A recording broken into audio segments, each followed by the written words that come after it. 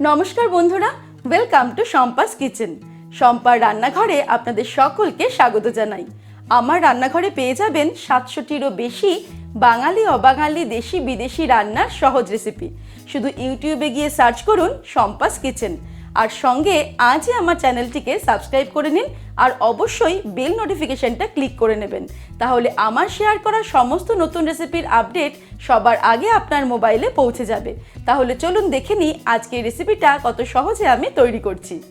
আজকে নিয়ে এসেছি মাছ প্রিয় বন্ধুদের জন্য দারুণ স্বাদের মশালা ফিশ ফ্রাই, যা আমরা বাড়িতে তৈরি করতে পারবো খুবই সহজে ও কম খরচায়, সাধারণ তেলাপিয়া মাছ দিয়ে।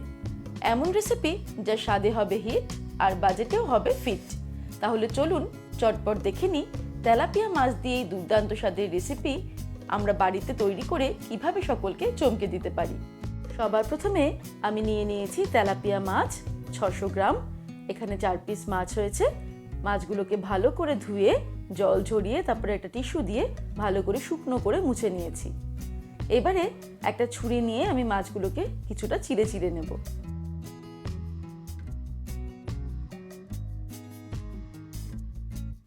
এই দেখুন, মাছের পিঠের দিকটাতে আমি এইভাবে চিড়ে চিড়ে নিচ্ছি, যাতে মশলাটা ঠিকমতো মাছের মধ্যে ঢুকতে পারে। এইভাবে সবকটা মাছ আগে চিড়ে নিতে হবে। মাছগুলোকে চিড়ে নেওয়ার পর এর মধ্যে অ্যাড করব 1 টিস্পুন পরিমাণে নুন, দিয়ে দিচ্ছি 1 টিস্পুন পরিমাণে হলুদ, রেড চিলি পাউডার দিয়ে দিচ্ছি 1 টিস্পুন, আপনারা নিজেদের স্বাদ অনুসারে দেবেন, আর দিয়ে দেব 1/2 টেবিল স্পুন পরিমাণে পাতিলেবুর রস। এবারে সবকিছুকে ভালো করে মাছের গায়ে মাখিয়ে নিতে হবে। এটা আমাদের ফার্স্ট ম্যারিনেশন হয়ে গেল। আমি এইভাবে ম্যারিনেট করার পর মাছগুলোকে 10 মিনিট রেখে দেব, আর সেই সময় সেকেন্ড ম্যারিনেশনের জন্য মশলাটা রেডি করে নেব। এবারে একটা ছোট বোলের মধ্যে নিয়ে নেব টক দই। আমি এখানে 2 টেবিল স্পুন টক দই নিয়ে নিচ্ছি। এটাকে আমি জল ঝরিয়ে নিয়েছি কিছুক্ষণ। দিয়ে দেব 1 টিস্পুন পরিমাণে রসুন বাটা, দিয়ে দেব 1 টিস্পুন পরিমাণে আদা বাটা। এর মধ্যে অ্যাড করে দেব Kashmiri red chilli powder 1 teaspoon, জিরের গুঁড়ো দিয়ে দেব 1/2 টিস্পুন, ধনের গুঁড়ো দিয়ে দেব 1/2 টিস্পুন, আর গরম মশলার গুঁড়ো দিয়ে দেব 1/2 টিস্পুন। এর মধ্যে অ্যাড করে দেব 1 টিস্পুন পরিমাণে তন্দুরি মশলা, দিয়ে দিচ্ছি সর্ষের তেল, 2 টেবিল স্পুন সর্ষের তেল অ্যাড করে দেব, দিয়ে দিচ্ছি 1/2 টিস্পুন পরিমাণে নুন। আপনারা স্বাদ অনুসারে দেবেন, কারণ ফার্স্ট ম্যারিনেশনে আমরা নুন অ্যাড করেছিলাম। আর ফাইনালি দিয়ে দেব আরও 1/2 টেবিল স্পুন পরিমাণে পাতিলেবুর রস। এবারে সবকিছুকে খুব ভালো করে মিক্স করে নেব। সবকিছু ভালো করে মিক্স করে নিলাম।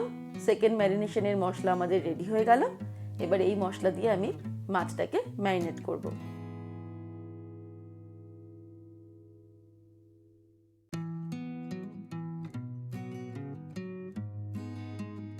হাত দিয়ে ভালো করে আমি মশলাটা মাছের গায়ে মাখিয়ে দেব, আর মাছের চিড়ে রাখা অংশগুলোর মধ্যে মশলাটাকে ঢুকিয়ে ঢুকিয়ে মাছটাকে ম্যারিনেট করে নিতে হবে। তারপর এটাকে আমি ফ্রিজে রেখে দেব 15 থেকে 20 মিনিট। তারপর ফিরে আসছি। এবারে একটা তাওয়া আমি খুব ভালো মতো গরম করে নিয়েছি। তার মধ্যে দিয়ে দেব 2 টেবিল স্পুন পরিমাণে বাটার। একটা ব্রাশ দিয়ে খুব ভালো করে তাওয়াটার মধ্যে আমি বাটারটাকে স্প্রেড করে দেব।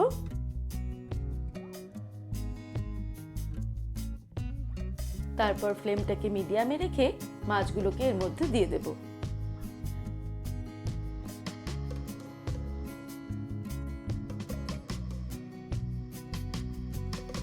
এক মিনিট হয়ে গেলে মাছ দুটোকে উল্টে দেব।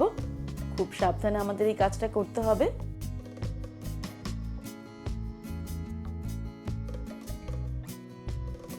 কিছুটা পরিমাণে বাটার আমি ব্রাশ দিয়ে মাছের গায়ে ব্রাশ করে দেব।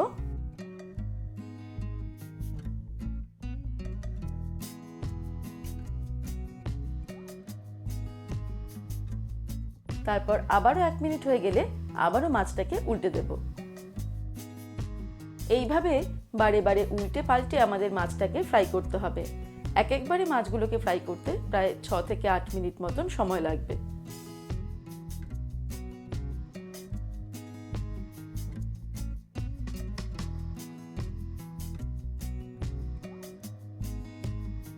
মিডিয়াম ফ্লেমে বারে বারে উল্টে পাল্টে মাছগুলোকে ভালো করে ফ্রাই করে নিয়েছি। এবার এগুলোকে তুলে নিয়ে গরম গরম সার্ভ করব। সার্ভ করার সময় সামান্য পাতিলেবুর রস ছড়িয়ে সার্ভ করতে ভুলবেন না। তৈরি হয়ে গেল তেলাপিয়া মাছ দিয়েই দুর্দান্ত স্বাদের মশলা ফিশ ফ্রাই। এত কম খরচায় লোভনীয় স্বাদের ফিশ ফ্রাই অবশ্যই একবার ট্রাই করে দেখবেন। আশা রাখি একবার বানালেই আপনাদের বারবার বানাতে ইচ্ছে করবে। তাহলে দর্শক বন্ধুরা, কেমন লাগলো আজকের এই রেসিপি আমাকে ভিডিওর নিচে কমেন্ট সেকশনে কমেন্ট করে জানাবেন। ভালো লাগলে লাইক করবেন আর সকলের সঙ্গে শেয়ার করতে ভুলবেন না। ভালো থাকবেন, সুস্থ থাকবেন। আমি আবার হাজির হব নতুন নতুন রেসিপির সঙ্গে। নমস্কার।